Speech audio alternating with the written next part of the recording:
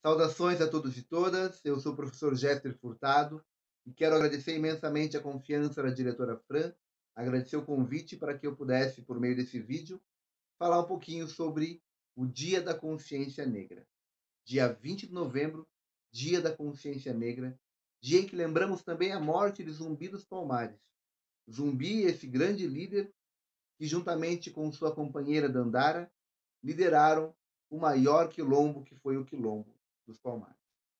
Bom, sempre que chega essa data, a gente ouve aquela clássica pergunta: por que consciência negra e não consciência humana?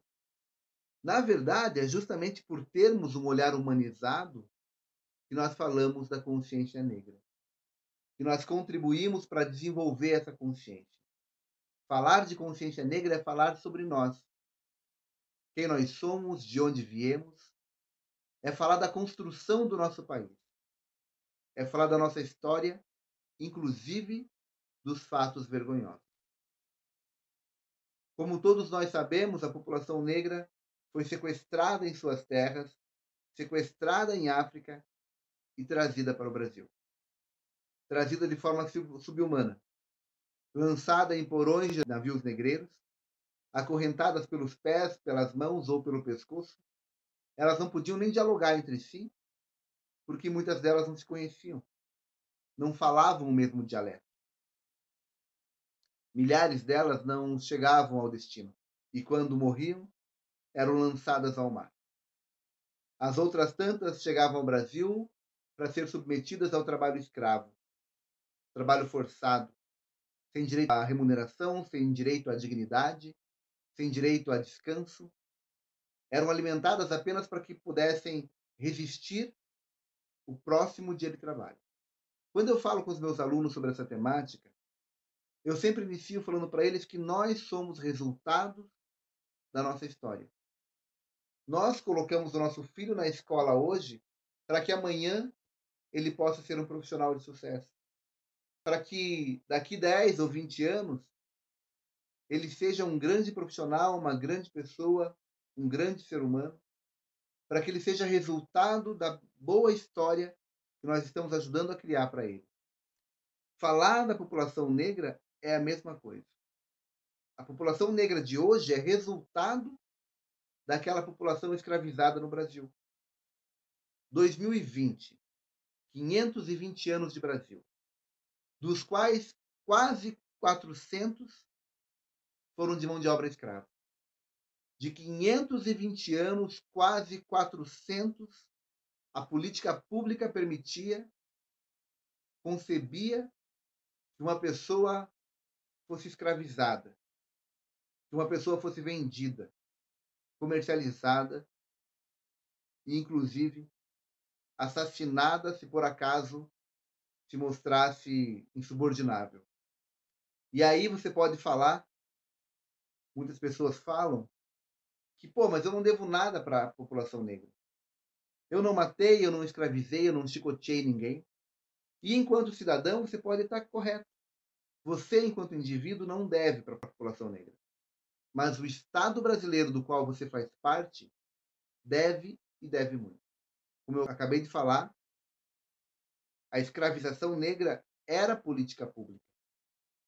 Era o modus operandi de construir o país. Todo o extermínio que houve, toda a exploração que houve, toda a exclusão que houve, só houve porque o Estado brasileiro permitiu.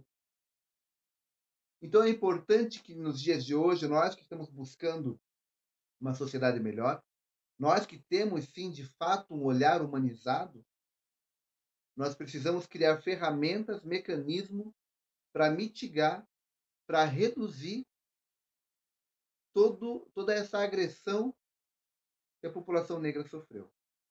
Sempre lembrando que nós somos resultados da nossa história. Então, se a história construída lá atrás não foi boa, nós temos que começar uma nova história a partir de hoje, a partir de agora. E a gente podia começar interrompendo essa mania de criticar tudo aquilo que é feito em prol da população negra. Dia da Consciência Negra é algo ruim, cotas para negro é algo ruim. Tudo aquilo que que está sendo criado para promover essa população, tem as pessoas que criticam. E usam diversos argumentos, inclusive tentando criar uma espécie de vergonha. Pô, você não tem vergonha de precisar de cotas? Você é intelectualmente inferior? E aí a gente tem que responder: não. Nós somos intelectualmente iguais, temos potenciais também. Temos o potencial de passar uma prova no concurso, no vestibular, mas nós estamos socialmente e historicamente atrasados, porque fomos lesados lá atrás. Então a gente precisa ser reparado. Isso aconteceu em outros países, por exemplo, quando a gente fala de Holocausto alemão, quando a gente fala dos judeus que foram assassinados pelos nazistas, no Auschwitz, por exemplo, a gente vai ver que essa população remanescente a esse fato histórico, a esse triste fato histórico, ela foi indenizada. Os seus filhos e netos tiveram acesso ao capital, foram indenizados. Mas a população negra no Brasil não foi indenizada pelos 400 anos de trabalho escravo. Não foi remunerada e não foi reparada pelos danos criados. Essa é a importância. Porque senão nós ficamos romantizando a história. E romantizar a história é a gente falar, por exemplo, da abolição da escravatura. Falar da bondade da princesa Isabel, que assinou a Lei Áurea. E a gente precisa falar que de bondosa, princesa Isabel não tinha nada. Ela fazia parte, ela comungava daquele sistema. Princesa Isabel só assinou a Lei Áurea porque ela sofria diversas pressões. Pressão de outros países que já haviam abolido a escravatura, que já estavam com um olhar muito além, uma economia voltada para outras formas e não para a forma escravista. E aí é importante lembrar que o Brasil foi o último país a abolir a escravatura. A gente não pode perder de vista essa informação. Princesa Isabel também sofria pressão interna, a população negra escravizada estava se rebelando, estava tomando poder, estavam aquilombados. Não houve outra alternativa senão ela escrever uma lei com 2 decretos e libertar a população negra. E quando eu falo libertar com várias aspas. Eu gosto de ilustrar sempre essa situação da abolição da escravatura, porque eu fico imaginando a princesa Isabel chegando na fazenda, abrindo a porteira e mandando a população negra embora. Pode ir embora. Vocês que trabalharam por mais de 400 anos, pode ir embora. Sem direito à indenização, sem direito à moradia, sem direito à saúde, sem direito à religião, a professar a tua fé. Vão embora, só isso. E essa população saiu, passou pela porteira, sem rumo, completamente à deriva. Perambulando, subindo os morros, criando as periferias. Tempos depois, criaram a lei da vadiagem. Veja, se você não tem trabalho, se você não tem moradia, se você não tem para onde ir, muitos ficavam de fato perambulando. Essas pessoas eram presas pela lei da vadiagem, consideradas vadios. E desde então, a população carcerária no Brasil é majoritariamente negra. Então tudo se explica com a nossa história, com os fatos históricos. A gente não pode negar essa história, a gente não pode negar os números, as estatísticas, elas falam de nós.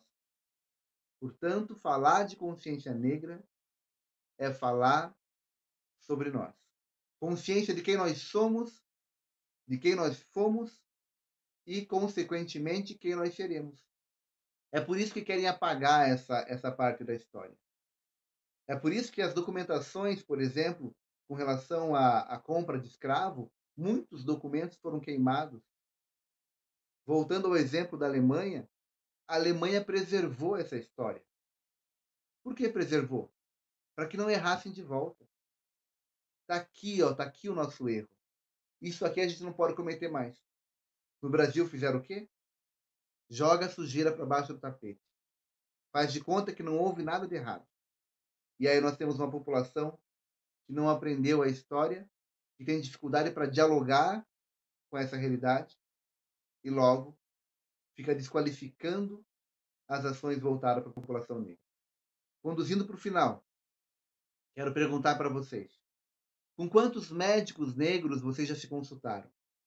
Quantas famílias na área rural de Araucária que vocês conhecem, que são famílias negras e são proprietárias de terras, tratores, plantações?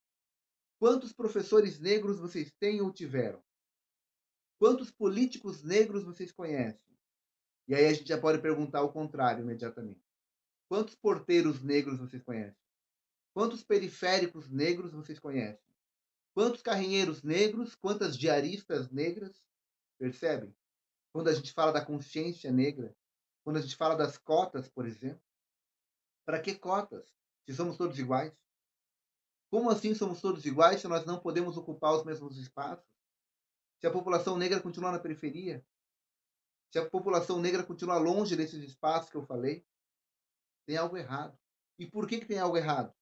Porque a população negra e parda no Brasil não é minoria, ela é maioria. Como que uma população que é maioria não está ocupando espaços de mando e comando? Como que uma população que é maioria não tem acesso ao capital? Falta para a gente consciência negra, consciência sobre o nosso país e a nossa história. Esse assunto rende muito mais, tem muito mais para falar sobre ele. Eu não quero me alongar demais para não ficar cansativo, mas, de novo, agradeço a direção da escola, a equipe toda, professores, e dizer que nós temos a oportunidade de construir um mundo um pouco melhor para os nossos filhos. Quem sabe a gente não veja esse mundo, mas é nossa obrigação fazer a nossa parte hoje. Se a gente se furtar disso, né, a gente vai estar deixando para eles fazer a tarefa que não fizeram. Então, é isso. Viva Zumbi dos Palmares, viva o Dia da Consciência Negra e vamos em frente. Valeu!